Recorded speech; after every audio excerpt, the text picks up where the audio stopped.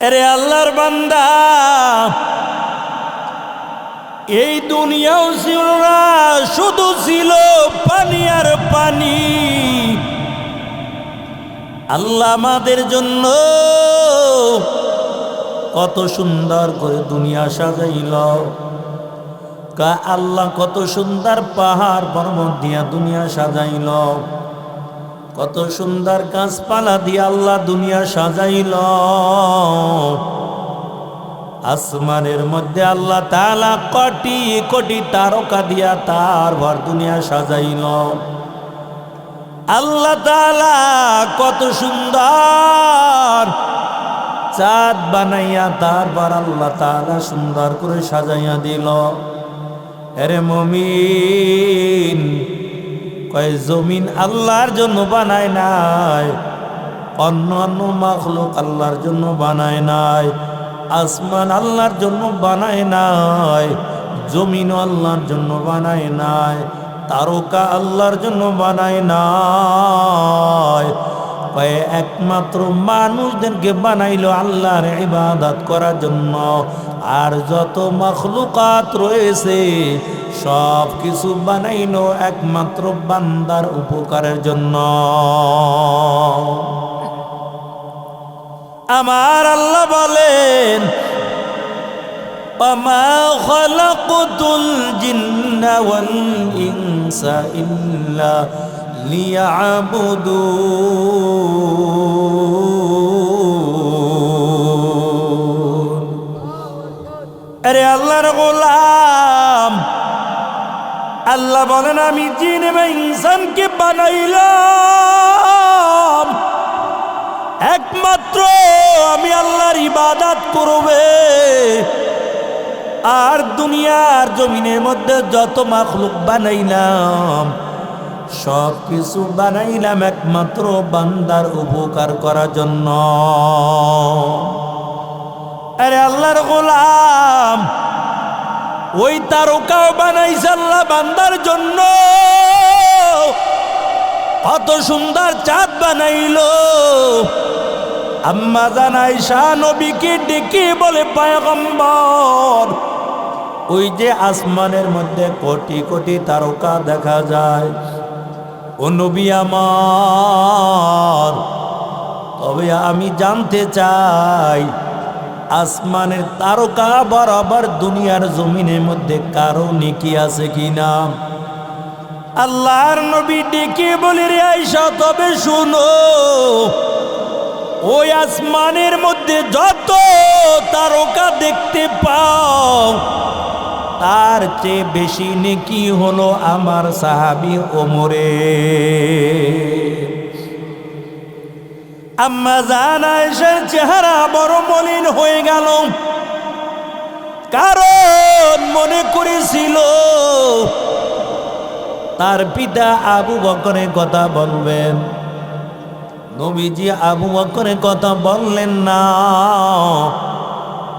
নবীজি ওমরের কথা বললেন। এই জন্য আম্মা জান আয়েশার মনটা বড় মলিন হয়ে গেল। নবী ডাক দিয়া বলে, আয়েশা, তবে শুনো, আবু বকরের কথা বলি নাই এই জন্য তোমার মনটা মলিন। রে আয়েশা, আবু বকর নেকের সঙ্গে দুনিয়ার কোনো মানুষের তুলনা হয় না। তামাম দুনিয়ার মানুষের নেকগুলো যদি এক পাল্লায় রাখা হয়, আর আবু বকর নেকিগুলো যদি আর এক পাল্লায় রাখা হয়, আবু বকর নেকের পাল্লা বেশি ভারী হয়ে যাবে। আরে আল্লাহর গোলাম, আল্লাহর নবী সাহাবায়ে কেরামদের কিনে বসা। নবী ডাক দিয়া বলেন, ও সাহাবায়ে কেরাম, আমি নবীর কাছে তিনটা জিনিস খুব বেশি প্রিয়, আমার কাছে তিনটা জিনিস খুব ভালো লাগে, তোমাদের কাছে বলবো কিনা বলো। সাহাবায়ে কেরাম তো নবীর জবানের কথা শোনার জন্য বড় পাগল পারা। সাহাবায়ে কেরাম ডেকে বলে, ও পয়গম্বর, জলদি করে বলেন। আল্লাহর নবী ডাক দিয়া বলেন, ও সাহাবীরা শুনো, আমার কাছে 1 নাম্বার আমার নামাজ বড় ভালো লাগে, 2 নাম্বার আমার কাছে আমার বিবি খুব পছন্দ, খুব ভালো লাগে, 3 নাম্বার আমার কাছে সুগন্ধ জিনিস খুব প্রিয়, ভালো লাগে আমার কাছে। নবীর সাহাবী আবু বকর ডেকে বলে, পয়গম্বর, আপনার নবীর কাছে 3টা জিনিস খুব প্রিয়। ও নবী আমার, আমি আবু বকরের কাছেও 3টা জিনিস খুব প্রিয়। নবী ডাক দেয়া বলে, আবু বকর, বলেন আপনার কাছে 3টা জিনিস কি বেশি প্রিয়? আবু বকর চোখের পানি ছেড়ে দিয়া কান্না করে আর বলে, নবী আমার, এই চক্ষু দিয়া আপনার নবীর দিকে তাকাইয়া থাকা, এটা আমি আবু বকরের কাছে খুব বেশি ভালো লাগে। ইমামুল আউয়ালিন আল আখিরিন, বহর সাদাকা রহমাতাল লিল আলামিন, সাইয়্যিদুল কওম নাইন খাতুমুল মুরসালিন, আখিরা মুদবুদ ফখরুল আউয়ালিন, সদা জুদাশ রহমাতাল লিল আলামিন, মসজিদে ওশুদ হামার ওয়া জমিন, ওয়ামা আরসালনাকা ইল্লা রহমাতাল লিল আলামিন।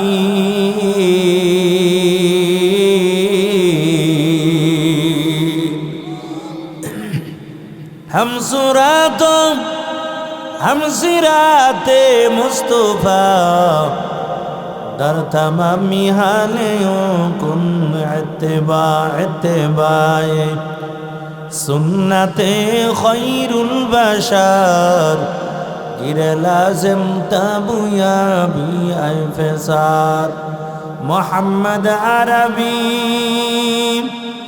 आयो नबी रास्ते पेशवा मोहम्मद अरबी आयो नबी रास्ते पेशवा आलम हुआ उसकी पैदाइश से उजाला आलम हुआ उसकी पैदाइश से उजाला शफीउल उमम हमारा नबी रोज़ क़ियामत शफाअत करेगा अल्लाह की बस गुनाहगार उम्मत शफाअत करेगा अल्लाह की बस गुनाहगार उम्मत। नबीर आशिकेर दल কে সেই আবু বকর যে আবু বকর আমার নবীর জন্য বড় পাগল। আবু বকর দুনিয়া বুঝে না, আবু বকর আমার মালিকের পরিচয় পেয়েছে। আবু বকরের ঈমানটা এত মজবুত, এরে আল্লাহর গোলাম, যে আবু বকরের নাম শুধু আবু বকর না, আবু বকর নামের সঙ্গে আমার আল্লাহ সিদ্দিক নামের উপাধি দিয়া দিছে। আরে আল্লাহর গোলাম, মায়ার নবী জবানের বাণী শোনার পর আবু বকর যখন ঈমানটা আনয়ন করল, আবু বকরের ঈমান বড় মজবুত। আবু বকরের যত সম্পদ ছিল সব সম্পদগুলো আল্লাহ রাস্তায় দান করে দিয়েছেন। আবু বকর দুনিয়া বুঝে না, আবু বকর এখন মালিকের পরিচয় পেয়ে গেছে। রে আল্লাহর গোলাম, সাহাবায়ে কেরাম দুনিয়া বুঝে না, সাহাবায়ে কেরাম আখিরাত চিনা ফেলাইছে। এরে মুমিন, এই দুনিয়া আল্লাহ বানাইলো মানুষের জন্য। দুনিয়াও কিন্তু কোনো একদিন ছিল না, শুধু ছিল চারদিকে পানি আর পানি। আল্লাহ তাআলা একটা কুদরতি নজর দেয়, সূর্যের আল্লাহর নূরের তাজাল্লি যখন ওই জায়গার মধ্যে পড়ে গেল, চারদিক থেকে পানিগুলো আইসা শুধু পানির ঢেউগুলো ওই জায়গায় বাড়ি খায়। আস্তে আস্তে করে বালু জমা হয়ে যায়, ওই বড় একটা পাহাড়ের মতন হয়ে গেল। আল্লাহ তাআলা এই বড় পাহাড়টাকে ওই রুটির মতন ফিসে আল্লাহ তাআলা জমিন বানাইয়া দিল। এখন কিছু অংশ জমিন আর কিছু অংশ পানি, পানির উপর জমিনটা টলমল টলমল করে। এরে আল্লাহর বান্দা, আমার আল্লাহ তাআলা বড় বড় পাহাড় দিয়া জমিনটা ব্যারাক মেরে দিল। তার কারণ আল্লাহ বলেন, আমার বান্দা থাকবে বড় দুর্বল, এই মাটি দিয়ে আদম বানাইব, আদম সন্তানেরা থাকবে বড় দুর্বল। আল্লাহ তাআলা এই জন্য বড় বড় পাহাড় দিয়া জমিন বানাইল। কয় কেমন মানুষ দুর্বল? আল্লাহ বলেন, খুলিকাল ইনসানু দাঈফা, কয় মানুষ বানাইলাম বড় দুর্বল। আবু হানিফা রাহমাতুল্লাহ আলাইহি তার কিতাবের মধ্যে লেখে, কেমন দুর্বল আল্লাহ মানুষ বানাইলো। কয় একটা পিপিলিকার চেয়েও মানুষ বড় দুর্বল।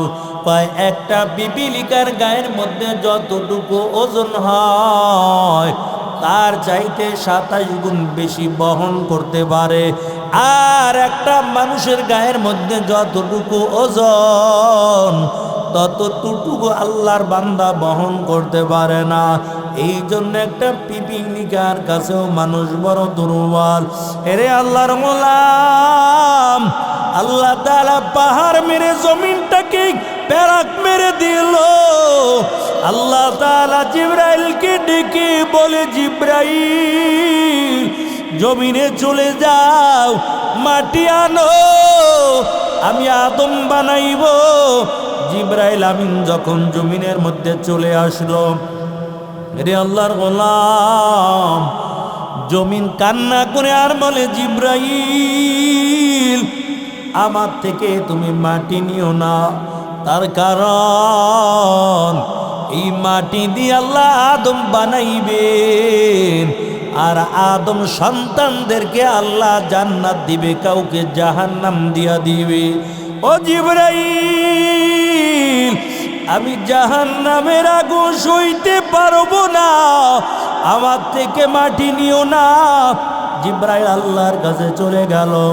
আল্লাহ বলে, জিবরাইল কেন মাটি আনো নাই? জিবরাইল বলে, আল্লাহ কেমন করে আমি মাটি আনব? কারণ জমিন বড় কান্না করে, এই জন্য মাটি আনতে পারলাম না। আল্লাহ তাআলা ইসরাফিলকে বানাইল, ইসরাফিল যাও জমিনের মধ্যে চলে যাও, জমিন দিয়া তুমি মাটি আনবা। এরে আল্লাহর গোলাম, ইসরাফিল যখন জমিনের মধ্যে হাজির হয়, মাটির একই অবস্থায় কান্নার আওয়াজ, মাটির জবান খুলে গেল। মাটি বলে, ইসরাফিল আমার থেকে মাটি নিও না, কারণ এই মাটি দিয়ে আল্লাহ তাআলা মানুষ বানাইবে, আল্লাহ কাউকে জাহান্নামে দিবে, আমার আল্লাহ কাউকে জান্নাত দিয়া দিবে।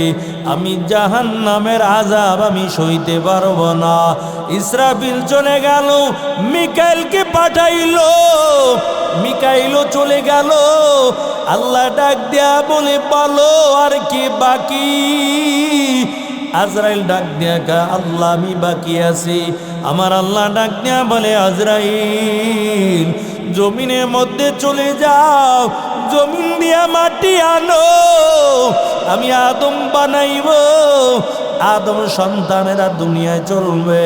আজরাইল যখন জমিনের মধ্যে হাজির হয়, জমিনের একই কান্নার আওয়াজ, জমিন কান্না করে আর বলে রে আজরাইল আমার থেকে মাটি নিও না, এই মাটি দিয়ে আল্লাহ মানুষ বানাইবে, জাহান্নামের মধ্যে দিয়া দিবে, আমি জাহান্নামের শাস্তি ভোগ করতে পারবো না। এরে আল্লাহর গোলাম আজরাইল ডাক দিয়া বলে রে জমিন আমি তোমার কান্না শুনবো না, আল্লাহ আমাকে পাঠাইলো মাটি নেওয়ার জন্য।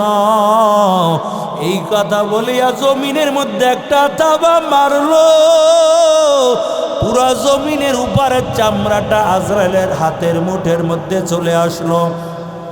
এরে আল্লাহর গোলাম আমার আল্লাহ এত বড় আকৃতি দিয়ে আজরাইলকে বানাইলো, তামাম দুনিয়ার সমুদ্রের পানিগুলো যদি আজরাইলের মাথার উপর রাখা হয় এক ফোঁটা পানি জমিনের মধ্যে পড়বে না। বড় আকৃতি দিয়ে আল্লাহ আজরাইল বানাইল। কয় বেনামাজি লোকেরাও আজরাইলকে দেখবে, মুমিন বান্দারাও আজরাইলকে দেখবে। তবে মুমিন বান্দার যখন রূহটা আজরাইল কবজ করে নিয়ে যাবে, কয় কোনো কষ্ট পাবে না। মায়ের কোলে তাইকা যখন একটা সন্তান দুধ পান করে, মা কোনো টের পায় না। একজন মুত্তাকিন দিনদার পরহেজগার বান্দা রূহটা যখন আজরাইল কবজ করবে, এরে আল্লাহর গোলাম ওই বান্দার কোনো কষ্ট হবে না। আজরাইল রূহটা নিয়ে আসমানের দিকে চলে যাবে, আসমানের দরজা খুলে দিবে। আর ফেরেশতারা ডাক দিয়া বলে আজরাইল কার রূহ নিয়ে আসছো? এই ব্যক্তি কত ভাগ্যবান, এই ব্যক্তির কপাল বড় ভালো, এই ব্যক্তির রূহ দিয়া কত সুন্দর ঘেরান বের হয়ে যায়। আবার দ্বিতীয় আসমানে চলে যাবে, আসমানের দরজা খুলে দেওয়া হবে। তৃতীয় আসমানে চলে যাবে, তৃতীয় আসমানের দরজাটা খুলে যাবে, আল্লাহর কাছে চলে যাবে। আল্লাহ অমুক বান্দার রূহটা তোমার কাছে নিয়ে হাজির হয়ে গেলাম। আমার আল্লাহ ডাক দেয়া বলবে ও আজরাইল এই ব্যক্তির রূহটা আবার কবরে ফিরাইয়া দাও। মাইয়াতকে যখন কবরের মধ্যে রাখা হবে, আজরাইল আবার রূহটা ফিরাইয়া দিবে। আমার আল্লাহ ডাক দেয়া বলবে ফেরেশতার দল এই বান্দার কবরটা এমন থাকবে না, এই বান্দার কবরের সঙ্গে জান্নাতের সঙ্গে একটা রাস্তা বানাইয়া দাও। এরে আল্লাহর গোলাম কবরের সঙ্গে জান্নাতের সঙ্গে একটা রাস্তা বানাইয়া দিবে। আমার আল্লাহ ফেরেশতাকে ডাক দিয়া বলবে ফেরেশতার দল এই বান্দার কবরটা এত সংকীর্ণ থাকবে না, বান্দার কবরটা প্রসারিত করে দাও। কয় বান্দা চারোদিকে নজর দিয়া যত দূর দেখতে পাবে ততটুকু কবরটা প্রসারিত হয়ে যাবে, কবরটা ফুলের বাগান হয়ে যাবে। ফেরেশতারা জান্নাতি বিছানা বিছাইয়া ডাক দেয়া বলবে আল্লাহর বান্দা তুমি আরামে ঘুমাও, আর তোমাকে কেউ ডিস্টার্ব করবে না। ওই নামাজে দিনদার বান্দা আরামে কবরের মধ্যে ঘুমিয়ে যাবে।